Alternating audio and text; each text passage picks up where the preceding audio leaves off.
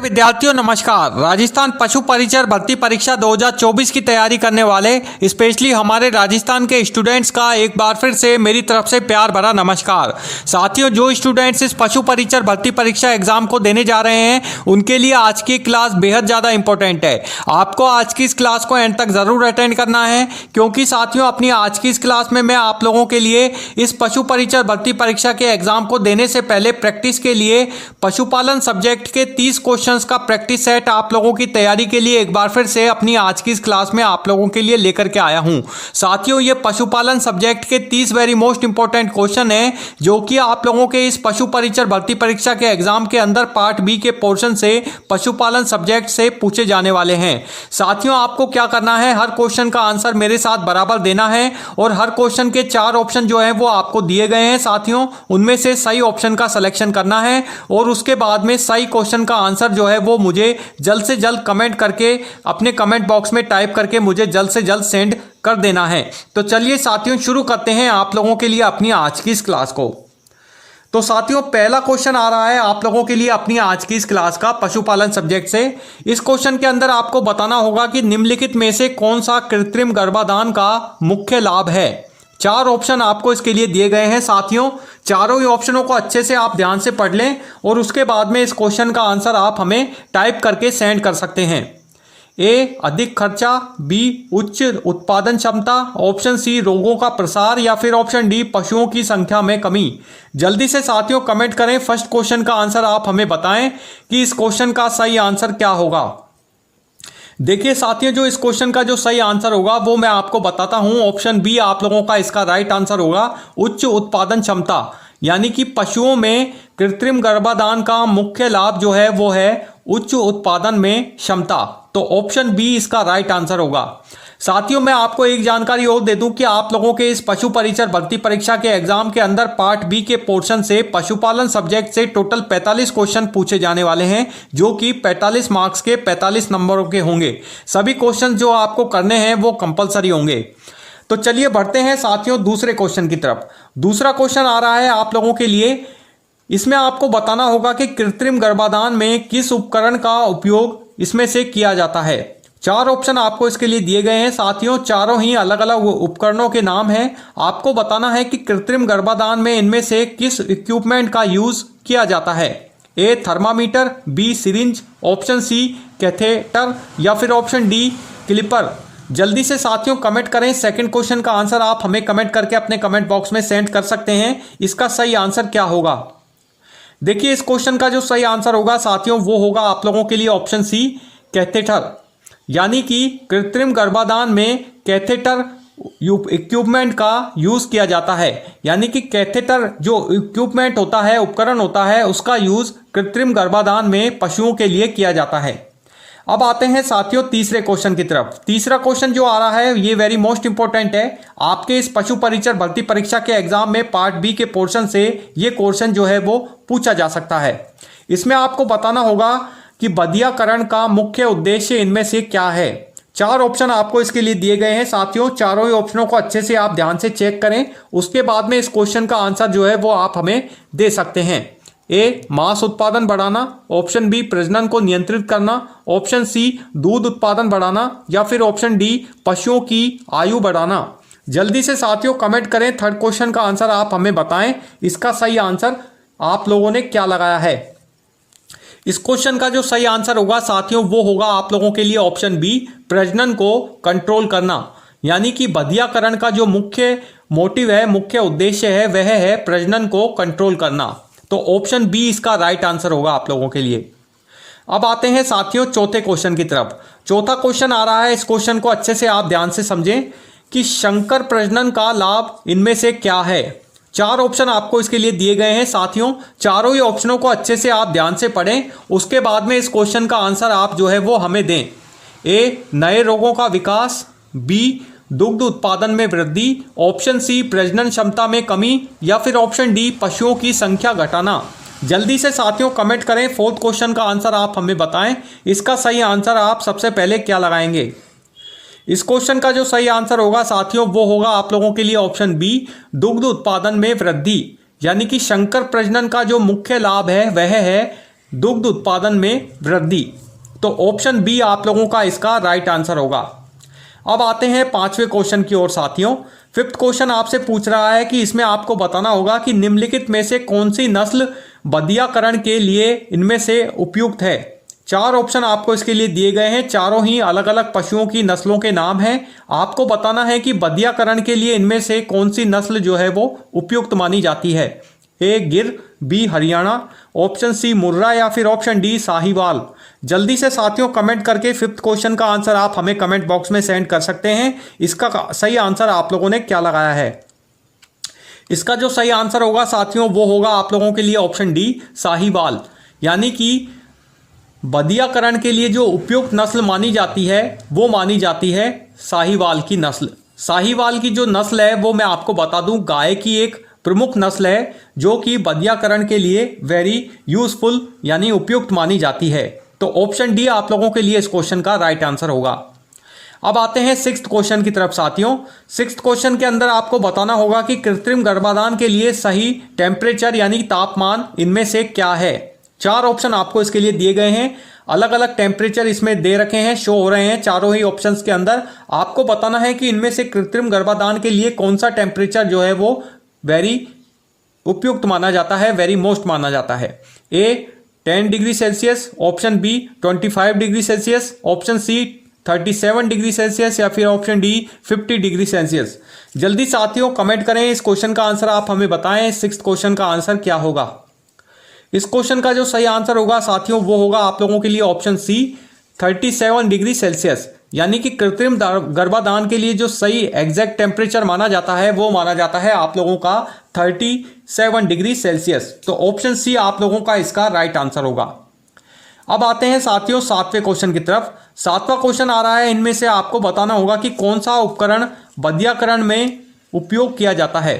4 option आपको इसके लिए दिए गए हैं, इनमें से चारों ही ऑप्शनों को अच्छे से आपको ध्यान से चेक कर लेना है। चारों ही अलग अलग इक्विपमेंट के उपकरणों के नाम हैं। आपको बताना है कि बधियाकरण में इनमें से कौन सा इक्विपमेंट यूज होता है। A catheter, option B Burdizzo clamp, option C ultrasound या फिर ऑप्शन डी ब्लेड। जल्दी से साथियों कमेंट करके 7th क्वेश्चन का आंसर आप हमें बताएं, इसका सही आंसर क्या होगा। इस क्वेश्चन का जो सही आंसर होगा साथियों वो होगा आप लोगों के लिए ऑप्शन बी बुर्दीजो क्लैंप। यानी कि ऑप्शन बी जो है इस क्वेश्चन का राइट आंसर होगा। यानी कि बधियाकरण में जो इक्विपमेंट यूज आता है वो है आप लोगों का बुर्दीजो क्लैंप। ऑप्शन बी इसका सही आंसर है। अब आते हैं साथियों 8वें क्वेश्चन की तरफ। 8वां क्वेश्चन इसमें पूछ रहा है आपसे, इसमें आपको बताना होगा कि संकर प्रजनन का मुख्य उद्देश्य इनमें से क्या है। 4 ऑप्शन आपको इसके लिए दिए गए हैं साथियों। ए प्रजातियों का विनाश, ऑप्शन सी बी हाइब्रिड नस्लों का निर्माण, ऑप्शन सी कम दूध उत्पादन या फिर ऑप्शन डी पशुओं की आय बढ़ाना। जल्दी से साथियों 8वें क्वेश्चन का आंसर आप हमें कमेंट करके बताएं, इसका सही आंसर क्या होगा। इस क्वेश्चन का जो सही आंसर होगा साथियों वो होगा आप लोगों के लिए ऑप्शन बी हाइब्रिड नस्लों का निर्माण।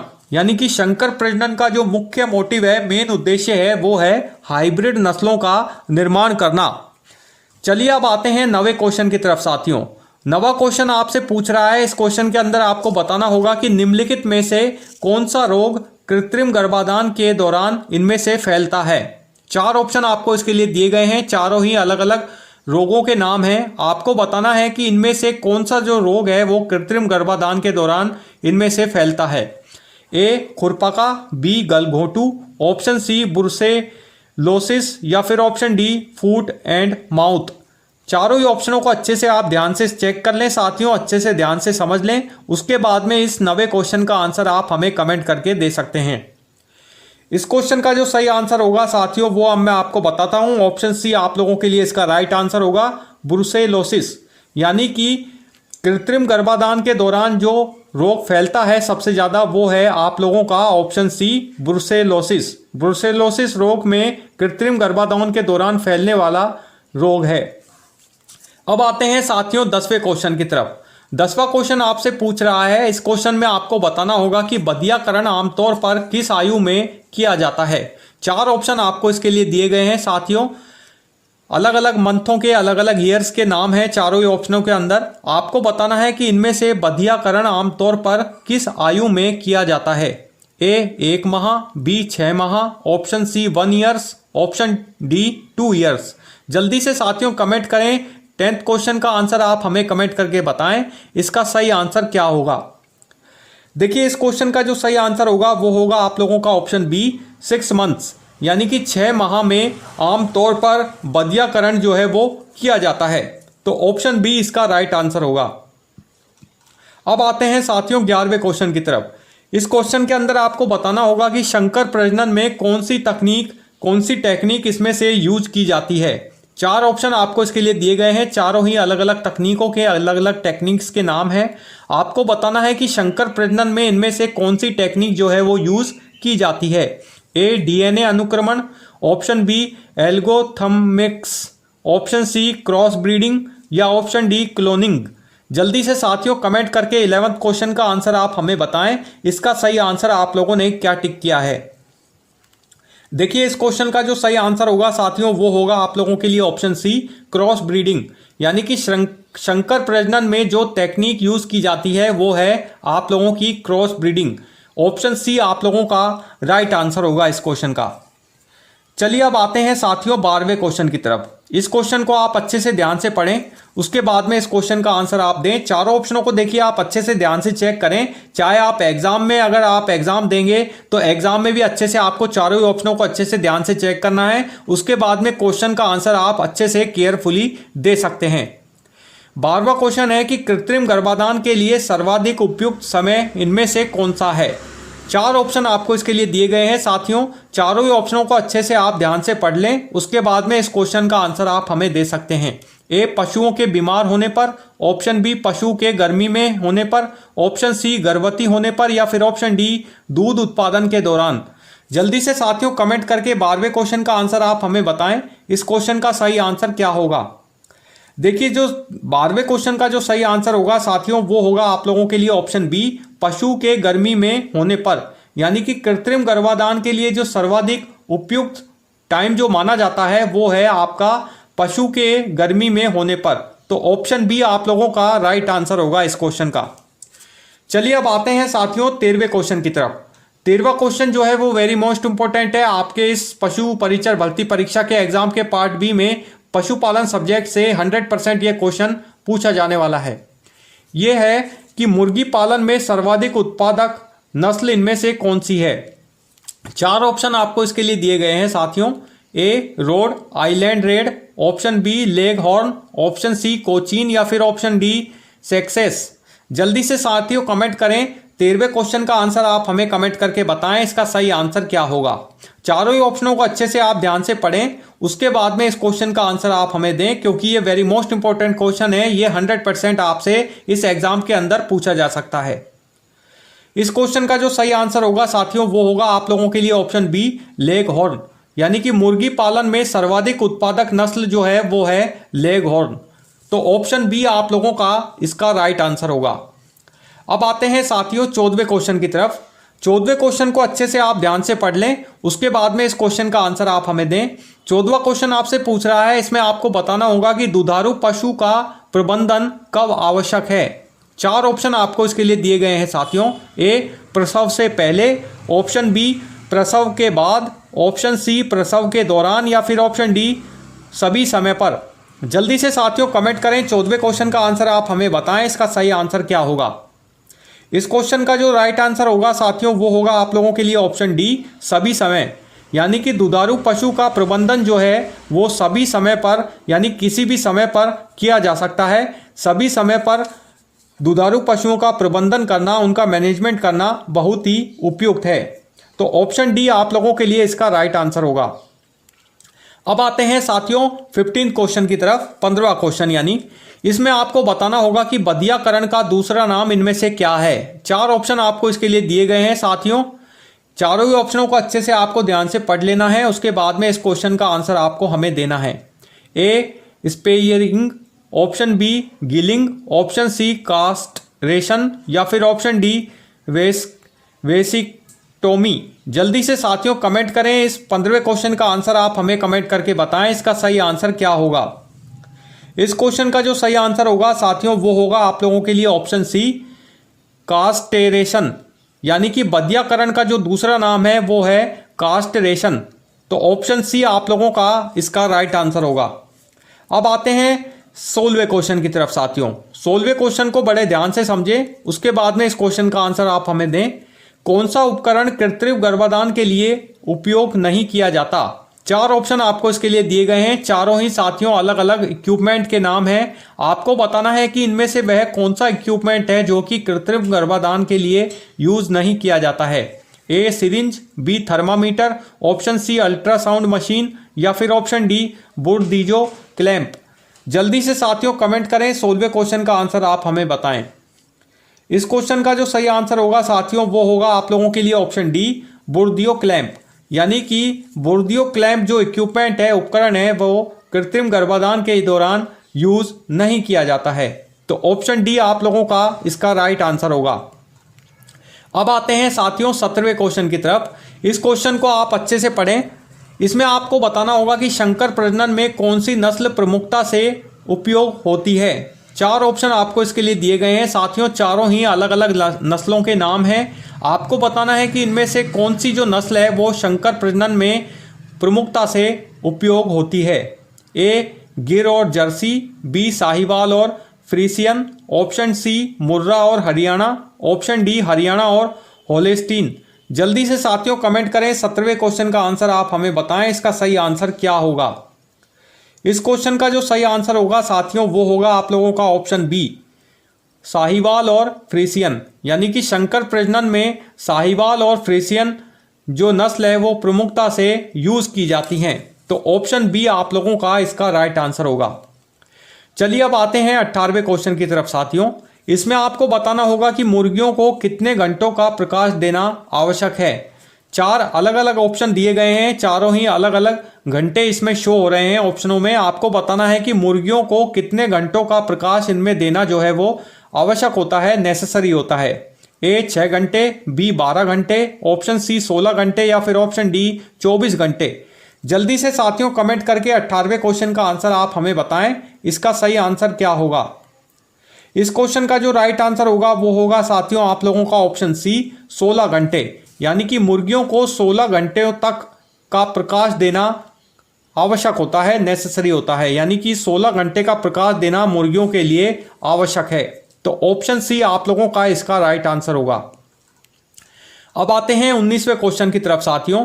इस क्वेश्चन में आपको बताना होगा कि कृत्रिम गर्भाधान का विकास सबसे पहले किस देश में हुआ था। 4 ऑप्शन आपको इसके लिए दिए गए हैं। चारों ही अलग अलग देशों के नाम हैं। चारों ही ऑप्शनों को अच्छे से आप ध्यान से पढ़ लें, चेक कर लें, उसके बाद में इस क्वेश्चन का आंसर आप ध्यानपूर्वक हमें दें। ए भारत, बी रूस, ऑप्शन सी अमेरिका या फिर ऑप्शन डी ब्राजील। जल्दी से साथियों 19वें क्वेश्चन का आंसर आप हमें बताएं कमेंट करके, इसका सही आंसर क्या होगा। इस क्वेश्चन का जो राइट आंसर होगा वो होगा साथियों आप लोगों का ऑप्शन बी रूस। यानी कि कृत्रिम गर्भाधान का विकास जो है वो सबसे पहले रूस देश में किया गया था। तो ऑप्शन बी आप लोगों का राइट आंसर होगा। 20वें क्वेश्चन की तरफ अब आते हैं साथियों। 20वां क्वेश्चन है कि दुग्ध उत्पादन में कौन सा खनिज प्रमुख भूमिका इनमें से निभाता है। 4 ऑप्शन आपको इसके लिए दिए गए हैं। चारों ही अलग अलग खनिजों के नाम हैं, जैसा कि आपको ऑप्शन में शो हो रहे हैं साथियों।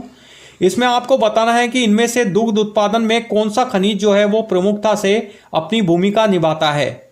ए लोहा, B calcium, option C zinc या फिर ऑप्शन डी मैग्नीशियम।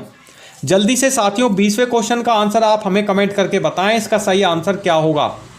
इस क्वेश्चन का जो सही आंसर है वो अब मैं आपको बताता हूं। ऑप्शन बी आप लोगों का इसका राइट आंसर होगा, कैल्शियम। दुग्ध उत्पादन में कैल्शियम जो खनिज है वो अपनी प्रमुख भूमिका जो है वो निभाता है, अपना अहम रोल निभाता है। तो ऑप्शन बी आप लोगों का इस क्वेश्चन का राइट आंसर होगा। अब आते हैं 21वें क्वेश्चन की तरफ साथियों। इसमें आपको बताना होगा कि बदियाकरण में दर्द को कम करने के लिए कौन सा तरीका इनमें से यूज किया जाता है।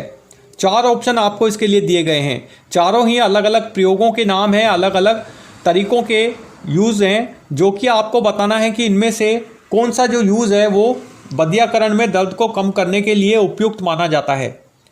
ए बर्फ का उपयोग, option B anaesthesia, option C गर्म पानी या फिर ऑप्शन डी एल्कोहल।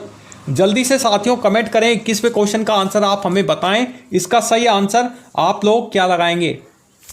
इस क्वेश्चन का जो सही आंसर होगा साथियों वो होगा आप लोगों के लिए ऑप्शन बी, एनेस्थीसिया। यानी कि बधियाकरण में दर्द को कम करने के लिए, उसके पेन को कम करने के लिए जो तरीका यूज़ किया जाता है वो है आप लोगों का ऑप्शन बी, एनेस्थीसिया। तो एनेस्थीसिया इसका राइट आंसर होगा। अब आते हैं साथियों 22वें क्वेश्चन की तरफ। इस क्वेश्चन को आप ध्यान से पढ़ लें। इसमें आपको बताना होगा कि निम्नलिखित में से कौन सी मुर्गी की नस्ल अंडा उत्पादन के लिए इनमें से प्रसिद्ध है। 4 ऑप्शन आपको इसके लिए दिए गए हैं साथियों। चारों ही अलग अलग मुर्गियों की नस्लों के नाम हैं। आपको बताना है कि इनमें से मुर्गी की वह कौन सी नस्ल है जो अंडा उत्पादन के लिए सबसे अधिक प्रसिद्ध मानी जाती है। A Cochin, B Brahma, option C leghorn या फिर option D Rhode Island Red. जल्दी से साथियों कमेंट करें। 22वें क्वेश्चन का आंसर आप हमें कमेंट करके अपने कमेंट बॉक्स में सेंड कर सकते हैं कि इसका सही आंसर आप लोगों ने क्या लगाया है। इस क्वेश्चन का जो सही आंसर होगा साथियों वो मैं आपको बताता हूं। ऑप्शन सी इसका राइट आंसर होगा, लेग हॉर्न। यानी कि मुर्गी की जो लेग हॉर्न नामक जो नस्ल है वो अंडा उत्पादन के लिए प्रसिद्ध मानी जाती है। तो ऑप्शन सी आप लोगों का राइट आंसर होगा इस क्वेश्चन का। अब आते हैं 23वें क्वेश्चन की तरफ साथियों। इस क्वेश्चन में आपको बताना होगा कि कृत्रिम गर्भाधान के लिए वीर्य कितने तापमान पर संरक्षित किया जाता है। 4 ऑप्शन आपको इसके लिए दिए गए हैं। चारों ही अलग अलग टेम्परेचर्स इसमें शो हो रहे हैं चारों ही ऑप्शंस में। आपको इसमें बताना है, ध्यानपूर्वक इन चारों ही ऑप्शनों को चेक करना है। उसके बाद में इस क्वेश्चन का आंसर आपको सोच समझ के देना है।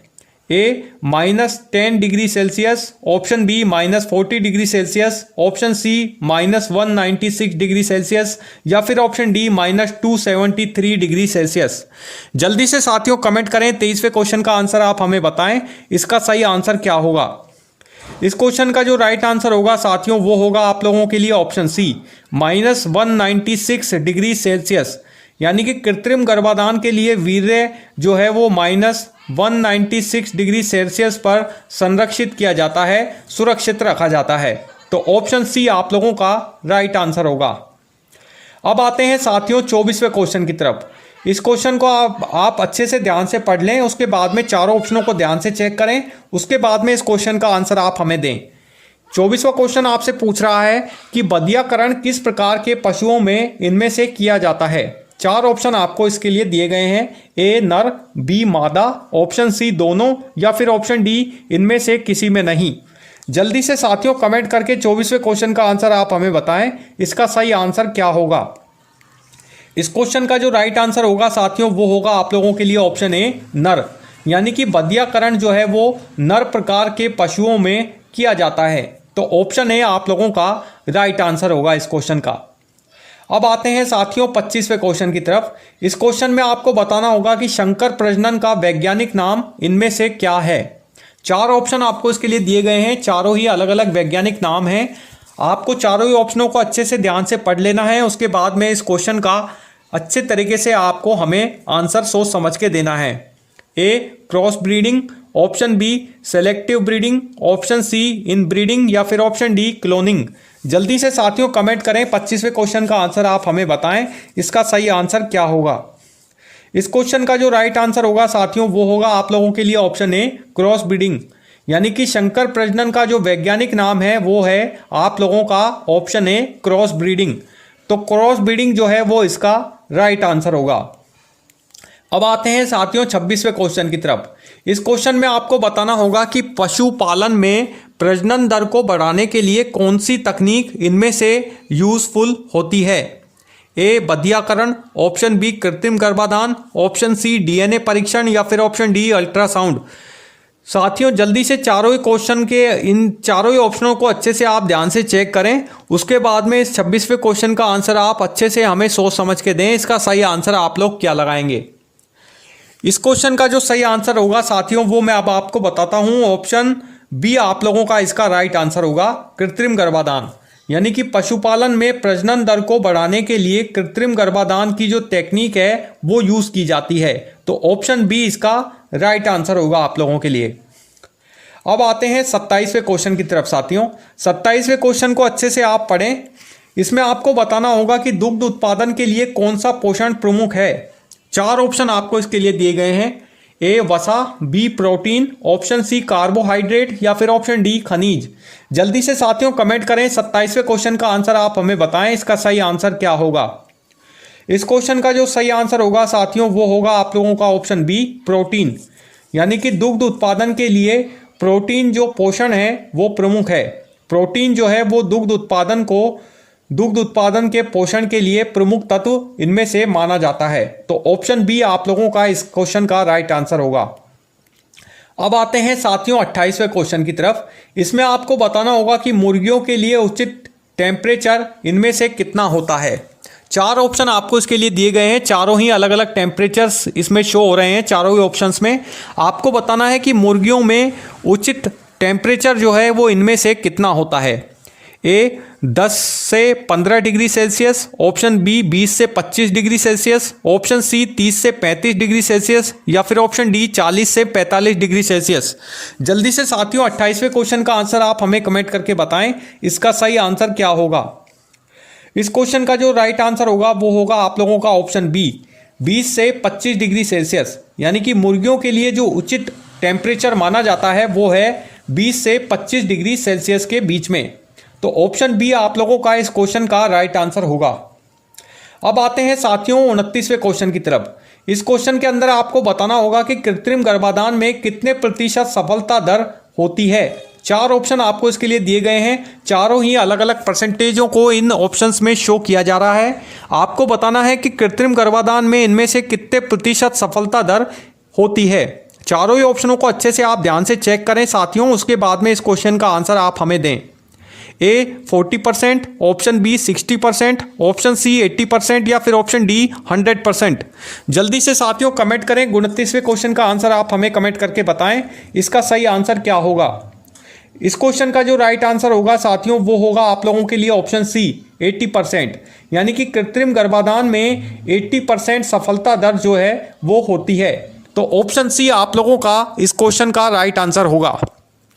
अब आते हैं साथियों लास्ट क्वेश्चन की तरफ। अंतिम क्वेश्चन आ रहा है आप लोगों के लिए अपनी आज की इस प्रैक्टिस सेट की क्लास का। इस क्वेश्चन को अच्छे से आप ध्यानपूर्वक पढ़ें। इसमें आपको बताना होगा साथियों कि निम्नलिखित में से कौन सा उपकरण वीर्य संरक्षण के लिए इनमें से उपयोग होता है। 4 ऑप्शन आपको इसके लिए दिए गए हैं। A glass tube, option B container, option C cryocan या फिर ऑप्शन डी सुई। जल्दी से साथियों कमेंट करें, इस लास्ट क्वेश्चन का आंसर आप हमें कमेंट करके बताएं, इसका सही आंसर क्या होगा। देखिए इस क्वेश्चन का जो राइट आंसर होगा साथियों वो होगा आप लोगों के लिए ऑप्शन सी क्रायोक्रेन, यानी कि इनमें से क्रायोक्रेन जो उपकरण है, इक्विपमेंट है, उसको वीर्य संरक्षण के लिए उपयोग किया जाता है, यूज किया जाता है।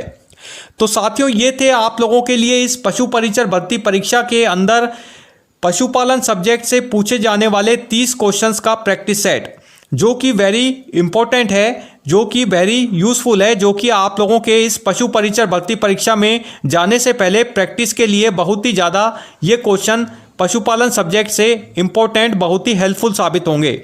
तो साथियों आप हमें कमेंट करके ज़रूर बताना कि अपनी आज की इस क्लास में आप लोगों के इस पशुपालन सब्जेक्ट्स के 30 क्वेश्चंस में से टोटल कितने क्वेश्चन जो हैं वो बिल्कुल सही हुए हैं।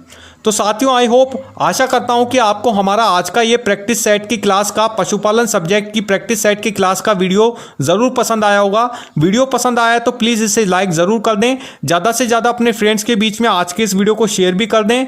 और हाँ साथियों, यदि आपने अभी तक हमारे इस चैनल को सब्सक्राइब नहीं किया है तो प्लीज़ हमारे इस चैनल को सब्सक्राइब करना भी ना भूलें और साथ में बेल आइकन बटन पर जरूर प्रेस करते रहें, ताकि आपको हमारे इस पशु परिचर भर्ती परीक्षा के स्पेशल प्रैक्टिस सेट के वीडियोज़ हर रोज़ राजस्थान जीके के पशुपालन सब्जेक्ट के स्पेशल वीडियोस, इसके अलावा राजस्थान जीके के अलावा राजस्थान के भूगोल के, करंट अफेयर्स के, राजस्थान की करंट जीके के वीडियोस भी आपको हर रोज अपने इस यूट्यूब चैनल पर हमेशा की तरह मिलते रहें। So thank you for watching this video.